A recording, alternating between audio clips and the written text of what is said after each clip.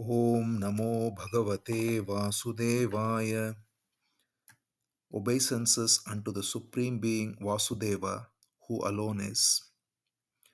Janmadyasya yato anvayaditaratascha artheshu abhignaswarat tene brahma hridaya adikavaye muhyanti yatsuraya tejo vari mridam yatha vinimayo yatra trisargo mrisha dhamna swena sada nirastakuhakam satyam param dhimahi. We meditate upon the transcendent absolute being from whom springs forth this universe. He is present in all that exists and yet distinct from everything. He is fully conscious and totally independent. He revealed to the first seer Brahma the entire Vedic wisdom. The material creation of three gunas appear in him as though real, like water in a mirage. Being eternally self effulgent, he is ever free of the illusion Maya of the material world. We meditate upon him, the Supreme Being. Nigama kalpataror galitam phalam shukamukad amritadrava sanyutam pibata bhagavatam rasamalayam muhuraho rasika bhuvi bhavukaha. O devotees who relish a taste for divine love, Bhagavatam is the fully ripened fruit of the wish yielding tree of Vedas, flowing as immortal nectar from the mouth of Shuka Brahma Rishi. Go on drinking this sweet nectar again and again, day after day.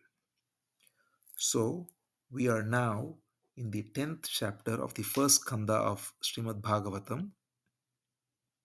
We have seen now the glorious passing of Bhishma, how Bhishma leaves the body in the most auspicious way in the presence of Sri Krishna at the most auspicious time with his mind, word, vision, everything fixed on Krishna and leaving the body in the most peaceful way and honored by all the sages and Krishna himself present there in the battlefield. After that, we saw Yudhisthira do the funeral rites and then they all come back to Hastinapura.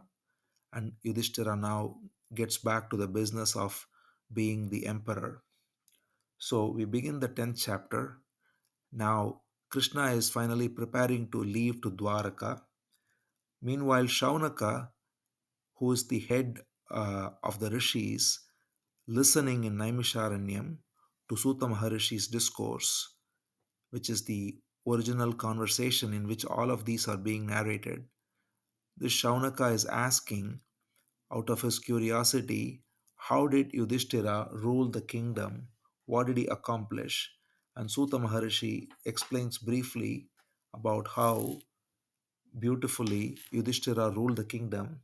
First of all, he says, he uses a beautiful simile, just as two bamboo sticks rubbing against each other burn down the whole forest. Similarly, two sets of cousins, Kauravas and Pandavas, fought against each other and brought down the whole clan. Everybody passed away as ordained by Krishna. But after all that happened, now Yudhishthira has established himself as the rightful emperor, and the Almighty Sri Krishna, Sri Hari, approves of this because Pandavas and Yudhishthira are very dear to Krishna. And the most important thing to recognize here is that they are dear to Krishna because they don't expect anything of Krishna. Even when calamities come to them, as they did many times, they did not complain about it. They did not say, why are we facing all this? Why is it happening to us? They simply turned to Krishna and surrendered to him. And we saw that even recently when Uttara prayed to him when her child was being attacked, or before that, Draupadi's sons were killed. Every time they did not complain, they did not feel they were entitled to anything, they just simply accepted what came their way and surrendered to Krishna. And because of this attitude of motiveless love that they have, they are dear to Krishna naturally. And therefore, Krishna very happily established Yudhishthira as the emperor. And now, Yudhishthira too He was, as we saw earlier, in a lot of remorse and guilt about becoming the king. But after hearing the wise counsel of Bhishma, as he was passing away, the most powerful teachings that Bhishma gave, both on dharma and on the supreme truth of Krishna and surrender to Krishna and the glory of the supreme being. Listening to all this and also the counsel of Krishna himself, Yudhishthira had shaken off all sense of guilt and so on, and now he got to ruling the kingdom with great um, purpose and great focus. And he had the protection of Krishna, he had the loyal service of his brothers, and therefore the kingdom was ruled so beautifully.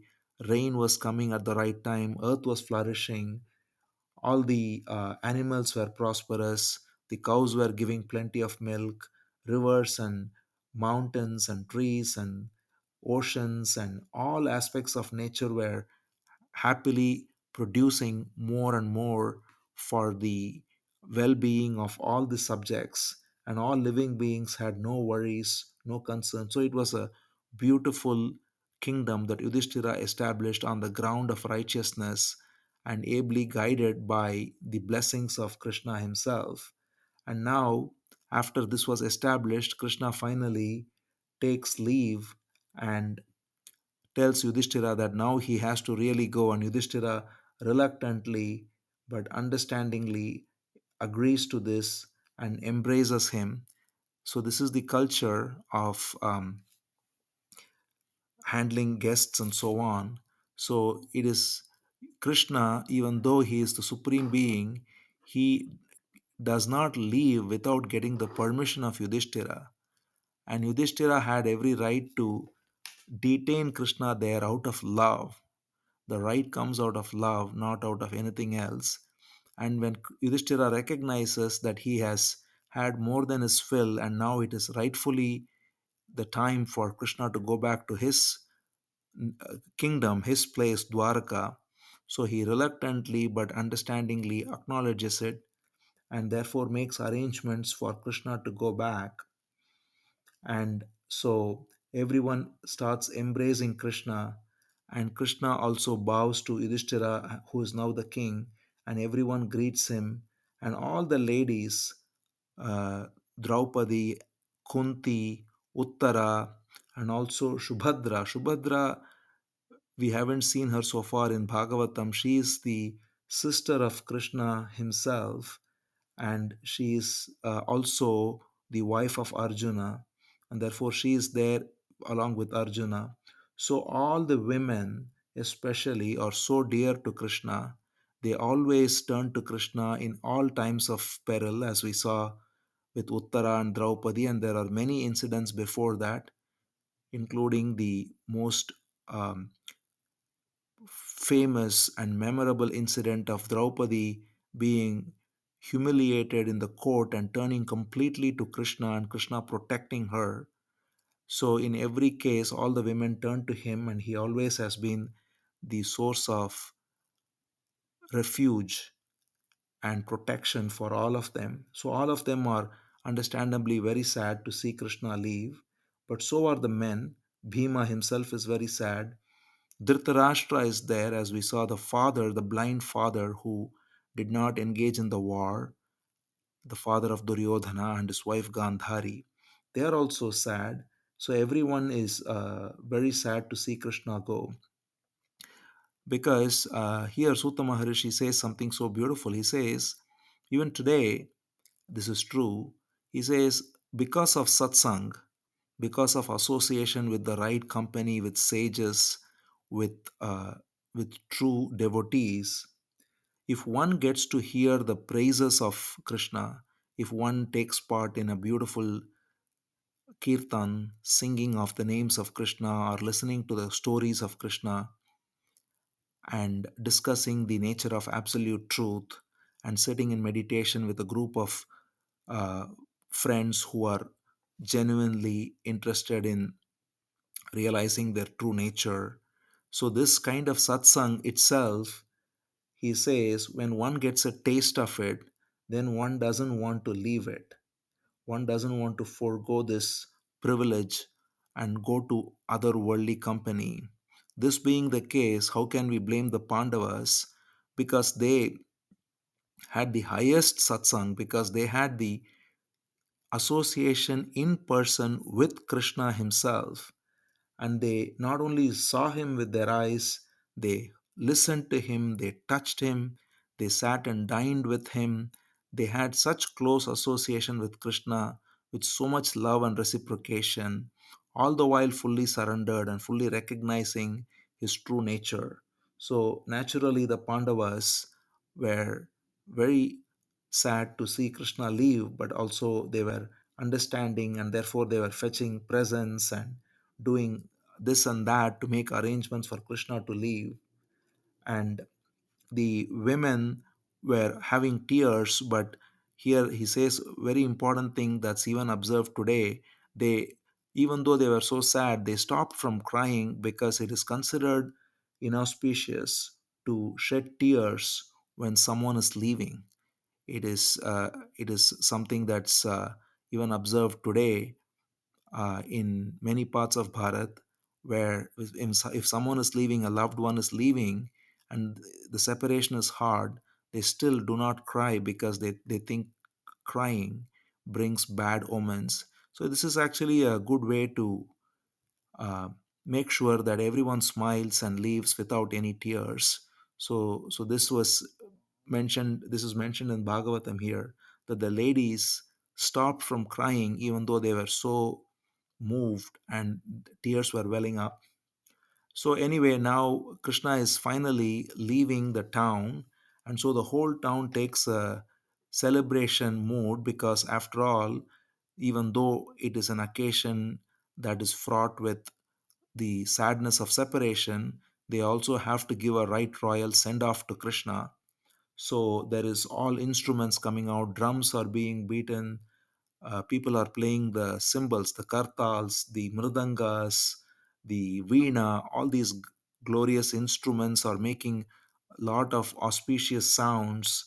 Musical instruments are being played, and Krishna is slowly going in the chariot, and all the ladies are going up on the top of the mansions and seeing Krishna. We can easily envision this. It happens even now sometimes, but in that time we can envision this beauty of this beautiful day when Krishna, with all his grand opulence, with all the beauty and the grace with which Krishna is moving, and he is moving slowly in the street of Hastinapura, and all the ladies are lining up the mansions in the windows and looking at him from the top to get the best view. And all the men are standing on the roadside, waving and playing their musical instruments.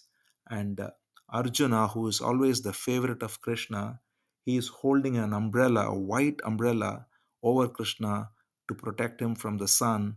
And Krishna's dear friend Uddhava, who is along with Arjuna, Uddhava is the dearest friend of Krishna, and he's always with Krishna. So he, unlike Arjuna, Uddhava goes back to Dwaraka because he is always with Krishna. Arjuna has his duty to be with his brother Yudhisthira and rule this kingdom, whereas Uddhava is literally always like the right hand. He is always with Krishna.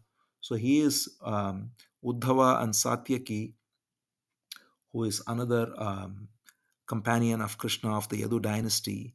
They are both waving fans, these beautiful fans made of uh, bird feathers and so on, and there is flowers being thrown from these mansions. So this whole scene is so festive. Everybody is on the one hand sad, but on the other hand giving a right royal send off. And the priests are all chanting various Vedic mantras to wish Krishna as he is going.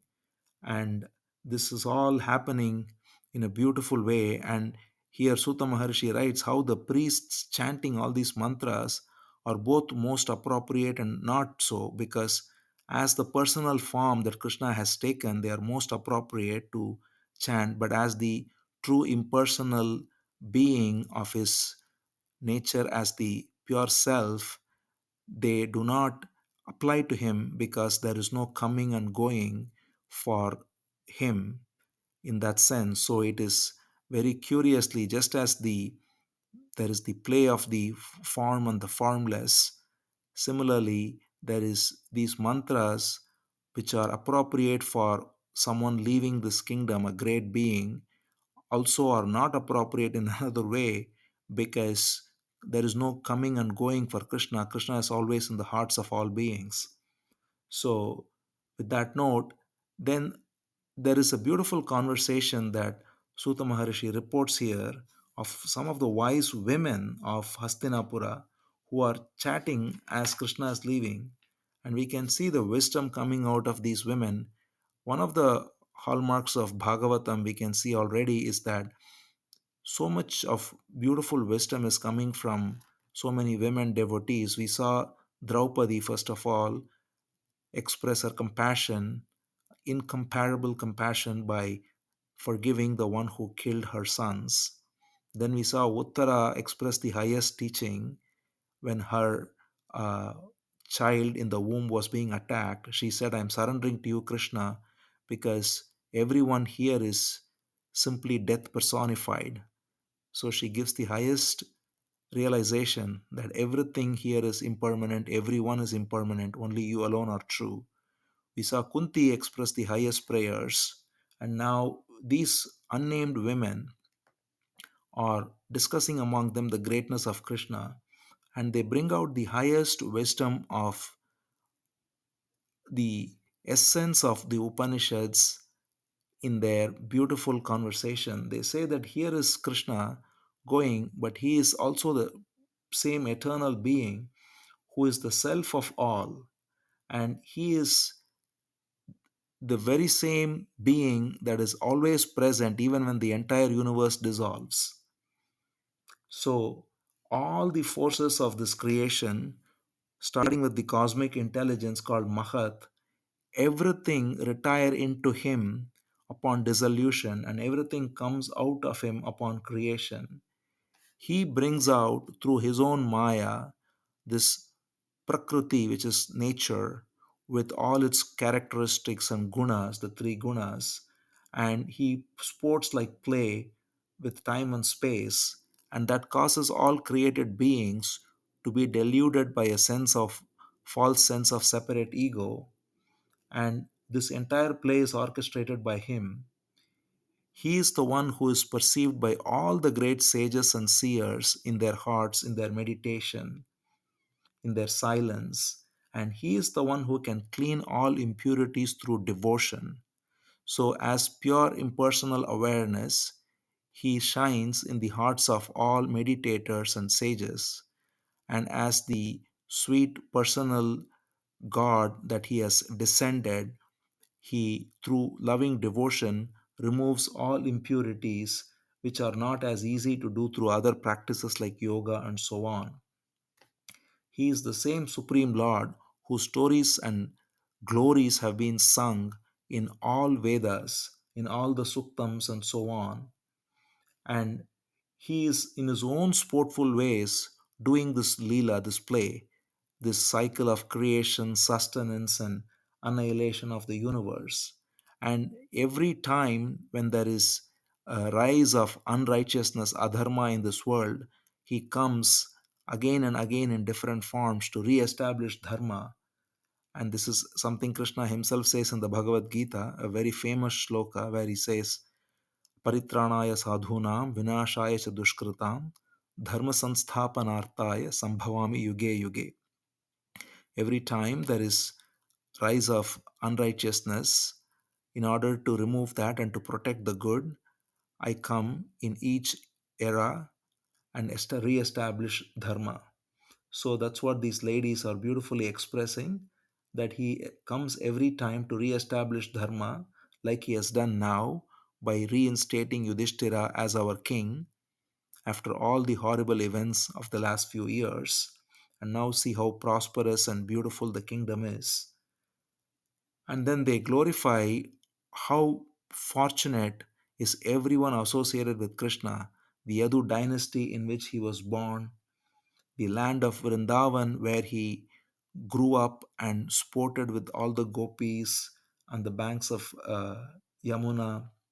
All his um, concerts, he has eight principal concerts starting with Rukmini, and every one of them is so blessed to have such close association with him.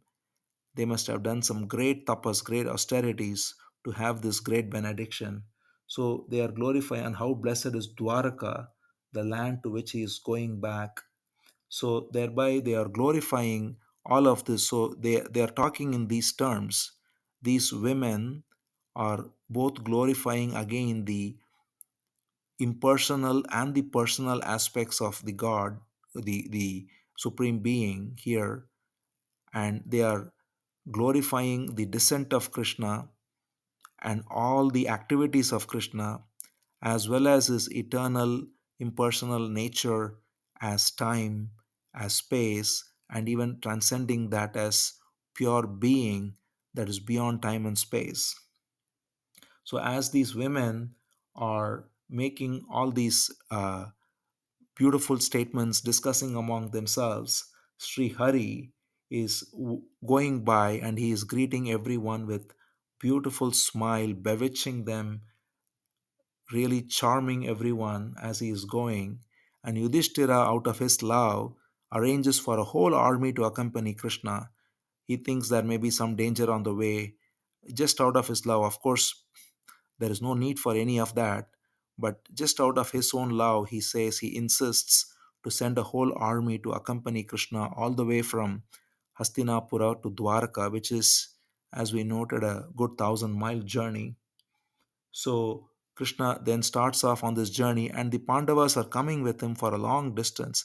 This is again a beautiful way of honoring guests that is practiced even until recently uh, in the uh, earlier days. When a relative comes and leaves the house, they would not just say bye from the house. They would come outside the house and they would literally walk till the end of the street, and they would just give company for just quite a while, to the point where they do not want, they almost are traveling with the guest to wherever the guest is going, and then at some point they decide to come back to their home. So this is exactly what the Pandavas did. They accompanied Krishna for quite a while, and then finally Krishna said, you have to go back now. And so reluctantly they all turned back, and Krishna continued his journey through various beautiful provinces with rivers and mountains. And it took many days, and every day he would stop by a river or a lake, offer his prayers in the sandhya time, evening time. So he was, as he has said in Bhagavad Gita, though he has to do nothing, there is no rules, no regulations, nothing necessary, yet he followed everything perfectly in order to set the right example. So he would offer prayers, and he would go about this journey day after day along with his dear friends Uddhava and Satyaki, and the entire army that was accompanying him. And finally, after many days of journey, Krishna reaches the land of Dwaraka, which is the present day Gujarat, the western province in present day Bharat. And he reaches Dwaraka, and he blows his conch shell to indicate his arrival.